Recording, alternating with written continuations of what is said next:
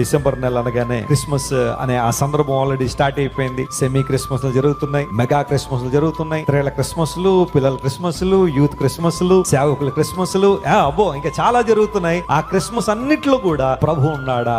ఇది ప్రశ్న. క్రిస్మస్ యొక్క ప్రాముఖ్య ఉద్దేశం అంటే చాలా మంది అడుగుతుంటారు, వెస్లీ గారు మనం క్రిస్మస్ జరుపుకోవచ్చా అంటే జరుపుకోవచ్చా అంటే నీ ఉద్దేశం ఏంటి? అదొక పండుగలాగా మాత్రమే ఆచరిస్తానంటే దానివల్ల ప్రయోజనం లేదు. కానీ క్రిస్మస్ నీకు ఆధ్యాత్మిక అర్థంలో కనుక నువ్వు ఆచరించగలిగితే అప్పుడే కదా ప్రయోజనం. ప్రభు దగ్గరికి వచ్చిన వాళ్ళందరూ కూడా ఆయన ఆరాధించడానికి రావాలి. స్తోత్రం చెప్పండి, హల్లెలూయా. ఆయన పూజించడానికి రావాలి. రాజుగా గుర్తించడం మాత్రమే కాదు, రాజును మనం ఏం చేయాలా? ఆరాధించాలా, పూజించాలా. ఎవరికి నీ హృదయంలో చోటు ఇచ్చావు? ఎవరిని ఆరాధిస్తున్నావు? ఎవరిని పూజిస్తున్నావు? నీ హృదయంలో ఉన్నది ప్రభు అయిన యేసుక్రీస్తు వారైతే అంతకన్నా ధన్యత మరొకటి లేదు. ఎవరైతే యేసు ప్రభు తమ హృదయాల్లో చోటిస్తారో వారి జీవితాల్లో నూతనమైన దీవెనలు మరియు ఆశీర్వాదం మాత్రమే కాకుండా ఫుల్ఫిల్మెంట్, కంటెంట్మెంట్ అనేది లైఫ్ లోకి వస్తుంది.